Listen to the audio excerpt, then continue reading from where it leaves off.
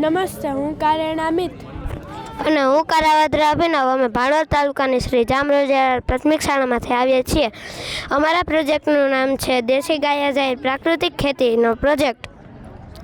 અમારા પ્રોજેક્ટનો હેતુ એ છે કે પ્રાકૃતિક ખેતી દ્વારા માનવ સ્વાસ્થ્યનું રક્ષણ, સંવર્ધન અને જાળવણી.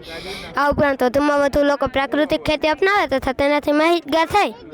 આપણા ભારત દેશમાં નાની ઉંમરે હૃદય રોગ, ડાયાબિટીસ અને કોઈપણ જાતનું વ્યસન ન હોવા છતાં કેન્સર જેવી બીમારીઓના દર્દીની સંખ્યા ખૂબ ઝડપથી વધી રહી છે.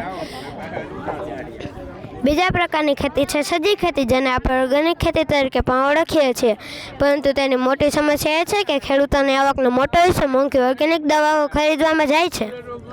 ત્રીજા પ્રકારની ખેતી એટલે પ્રાકૃતિક ખેતી, જે ભારતની સૌથી જૂની કૃષિ પ્રણાલી છે, જેને ઋષિ કૃષિ પણ કહેવામાં આવે છે. આજે અમે અમારા આ પ્રોજેક્ટ દ્વારા તમને સમજાવીશું કે પ્રાકૃતિક ખેતી કરવા કઈ કઈ બાબતોનો ખ્યાલ રાખવો. પ્રાકૃતિક ખેતી કરવા ખેડૂત પાસે ગાય હોવી જરૂરી છે. ગાયને બાંધવા માટે છાયાવાળો શેડ, ચોખ્ખા પાણીની વ્યવસ્થા. આ ખેતીમાં કોઈ જંતુનાશકોનો બિલકુલ ઉપયોગ થતો નથી અને બજારમાંથી કોઈ દવા ખરીદવાની પણ જરૂર નથી. માત્ર 1 ગ્રામ દેશી ગાયના છાણમાં 300 થી 500 કરોડ સૂક્ષ્મજીવો તથા 16 મુખ્ય પોષક તત્વો આવેલા હોય છે, જે છોડને તમામ પ્રકારનું પોષણ પૂરું પાડે છે. ગાયના ગોબર અને છાણમાંથી ખેડૂત જાતે જંતુનાશક શસ્ત્રો બનાવી શકે છે.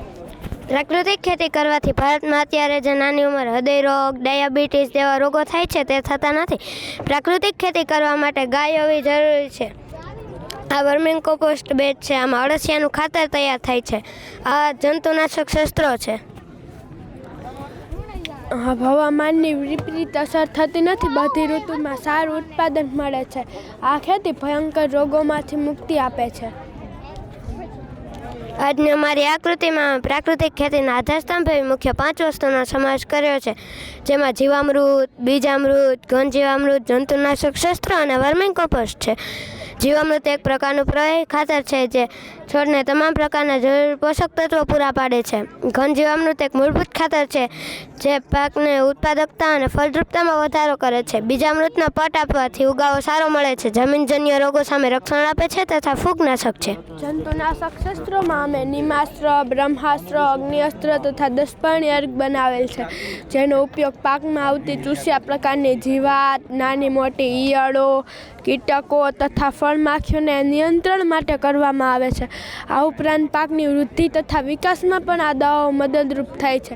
આ દવાઓ આપણી આસપાસથી મળી આવતી વનસ્પતિના પાન, ગૌમૂત્ર, ગોબર, આદુ, લસણની ચટણી વગેરે દ્વારા તૈયાર કરવામાં આવે છે.